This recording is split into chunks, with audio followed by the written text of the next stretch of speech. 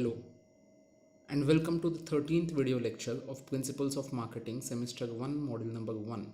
In today's video lecture we are going to study about recent trends in marketing.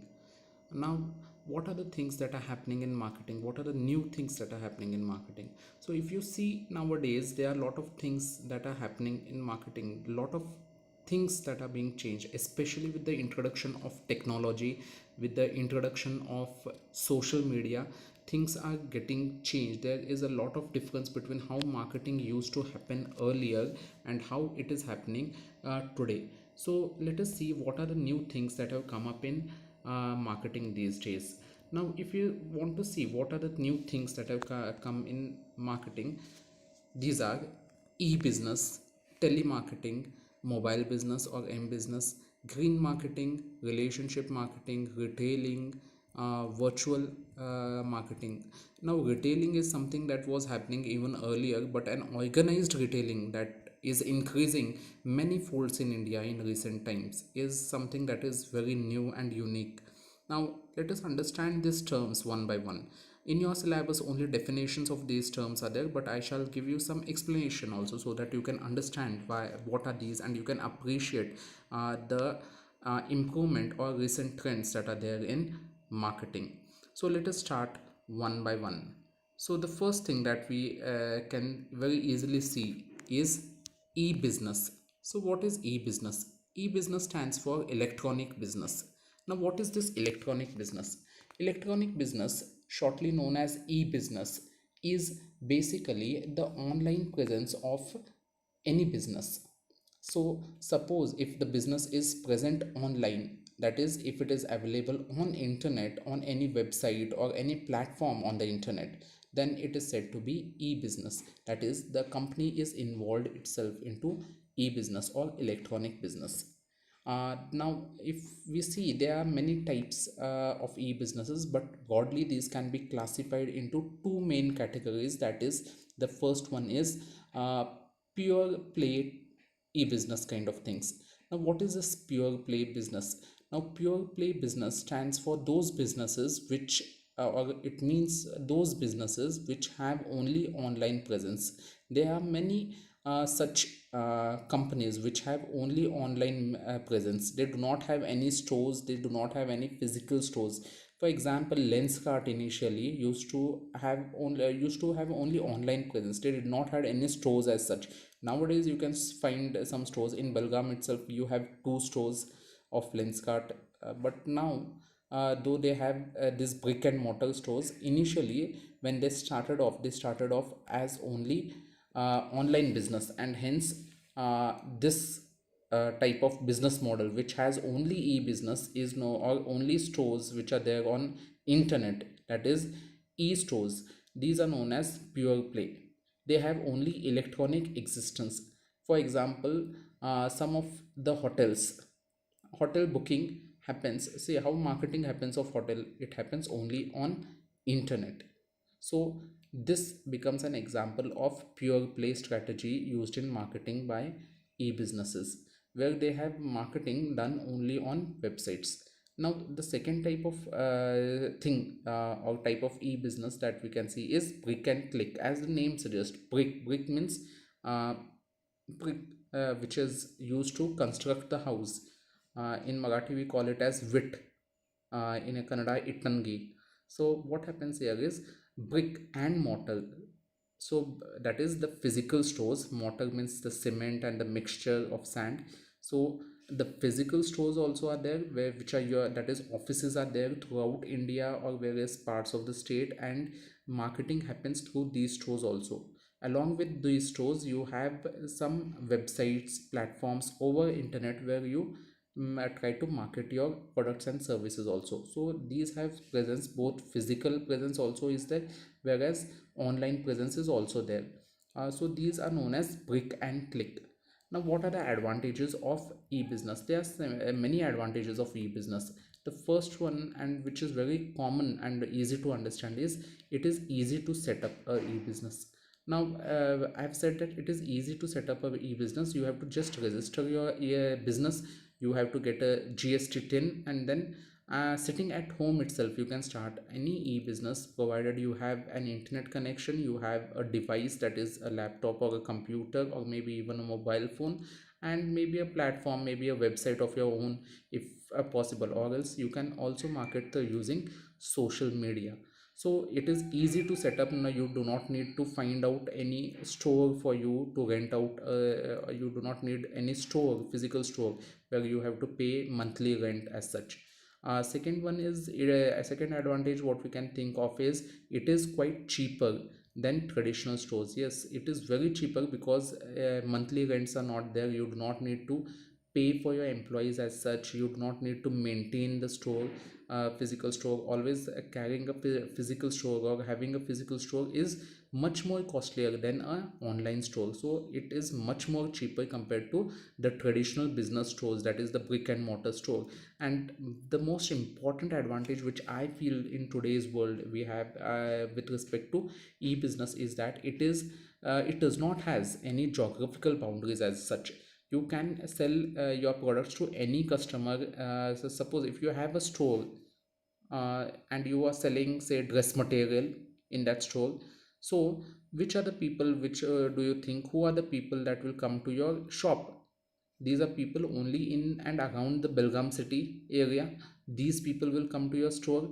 But if you're selling it on internet, not only in those area people, people in your state, people in the entire country, and not only within the country but people from entire globe, all the world, can come to your website, visit your website and purchase things from your website. So there is no geographical boundary. People from any place of the world can visit your website and purchase items, whatever you have listed on your website available for sale. So marketing becomes easier, and also you can reach a lot of audience through your online presence. So e-business is really picking up these days.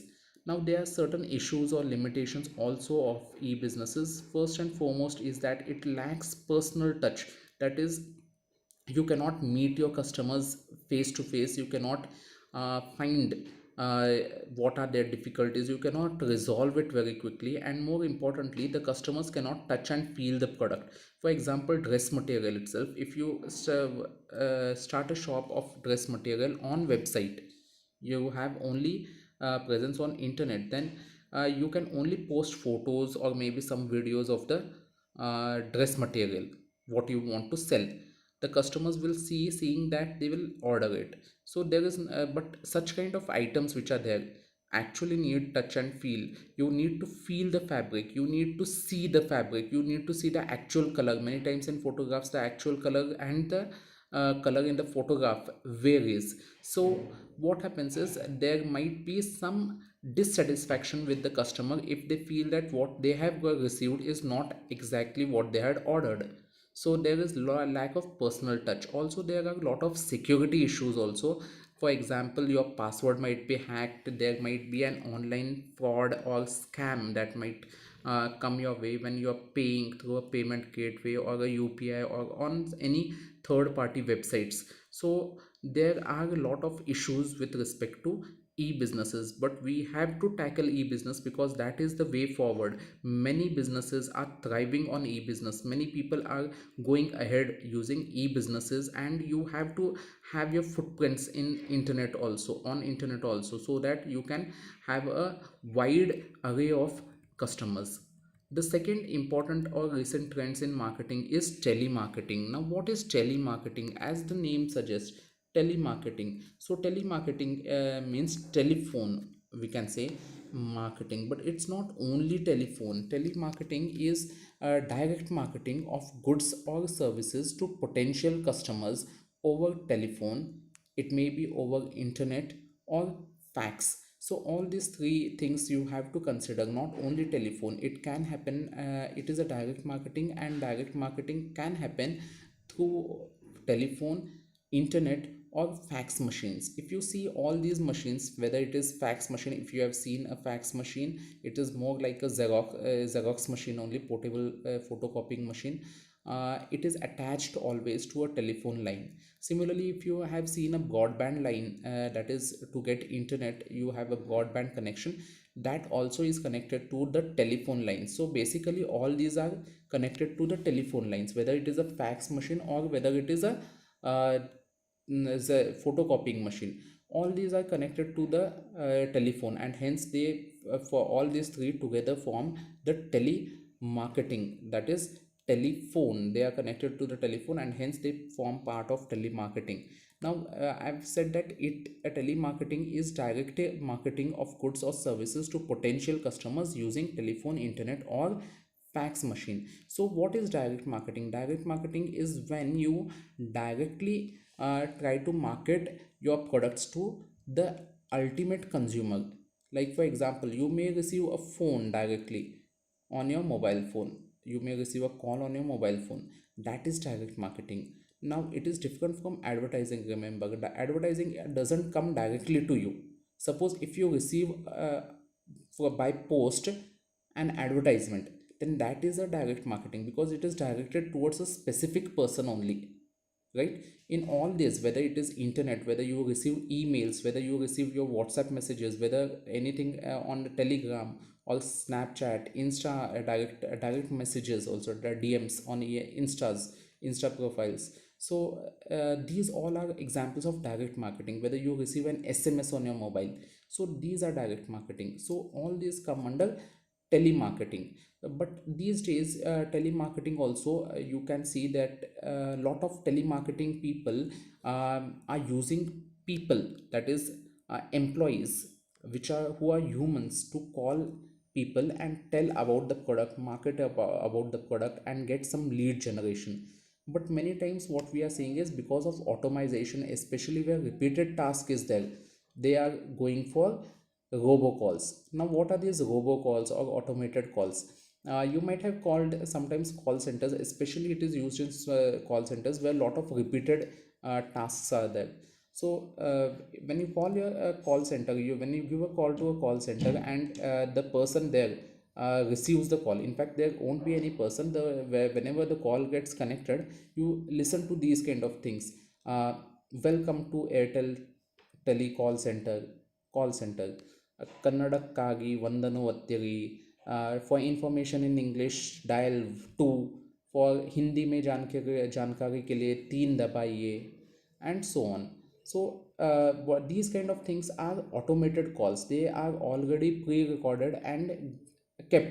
So once the call is connected, these things are given.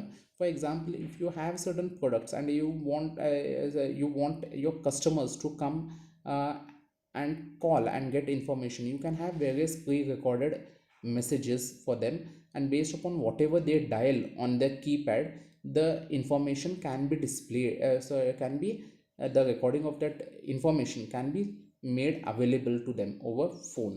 So this kind of things happen in automated calls.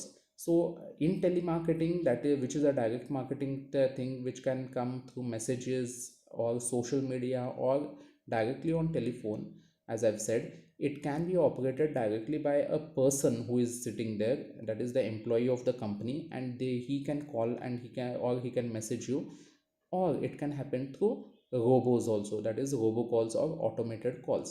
Now there are certain issues with telemarketing. You may receive lot of unwelcome calls which you do not want. In emergency, when you do not want to receive any calls, these people may call you at unwanted timings and disturb your sleep sometimes. Or you may be you are in a class and you may receive these class phones. So these kind of the issues are there. Also there are issues of scams and frauds that have happened through telemarketing. So people are little wary about telemarketing, and they do not look telemarketing these days as a positive thing. So this is something which you have to address. There are four main types of telemarketing which you should understand. First one is outbound telemarketing.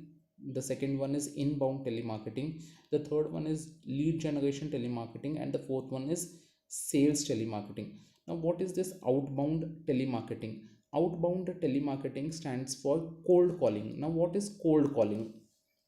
Just see this scenario. You might have received a call from any telemarketer whom you have not interacted with, the or any company which with whom you have not interacted. So this kind of situation may have happened to you. So you do not know the company, you have also not interacted, you have not purchased anything from them, you have not visited their website, but still you are getting a call from them. So these are unsolicited calls, means these type of calls are known as cold calls. They might have got your number from somewhere, a list of numbers is there, and they are just calling. So such kind of calls are generally done by insurance companies, uh, asking for sir क्या आप loan लेना चाहते हैं. So this kind of insurance companies generally prefer cold marketings, cold calls, and lot of cold calling is done. This type of cold calling is known as outbound telemarketing, where uh, existing customers sometimes are reached, or sometimes those customers are reached, or prospective customers are reached who have not interacted with the company at all. The second type of cold call, so the second call, type of telemarketing is inbound telemarketing. These telemarketing calls are based upon inbound inquiries about products and services as prompted by advertising and advertising or sales efforts. Now what happens in these things is, uh, you have done certain advertisements and you say for more information you can contact on this number which is there on the bottom of the screen. So this kind of advertisements which are there, or maybe a printed ad on a newspaper, may give you a WhatsApp number, or maybe a this what you can say, a phone number where you can, where the customers can call the company. And when the company customer calls the company for inquiries, these uh, calls are to be attended by telemarketers and try to market your product to them. These type of calls are known as warm calls. See, cold calls were calls which were unsolicited. These customers had no, prospective customers had not asked to call them. The company is doing calls. Whereas in warm calls, the prospective customers had called them after seeing an advertisement, and now the company is calling them back or maybe replying to their inquiries which are there. So these are known as warm calls, who where the prospective customers have itself called them. The third type of telemarketing is lead generation, the collection of intelligence about profiles, interest, demographic data, and potential customers are known as lead generation. So basically what you are doing is you are trying to collect information in lead generation about people who can purchase from you. So what is or what is lead generation? Lead generation is basically where you are trying to find out potential customers for your this product where or service which you can sell to them. So this is lead generation, and when you are doing lead generation using telemarketing, that becomes lead generation telemarketing. The third type of sorry, the fourth type of telemarketing is sales. Ultimately why we are doing telemarketing or a marketing activity is to achieve more and more sales. So this is more of a persuasive kind of say call, where telemarketers keep on calling a customer and they try to persuade that person to purchase an item from them. So this type of telemarketing is known as sales telemarketing. The next one type of trend that we are gonna study in this is M business. M business, as the name suggests, M stands for mobile or mobile business. Now, when we talk about mobile, what is the picture that comes to your mind? It is the handheld mobile phone that is there in your hand or in your pocket or in your bag.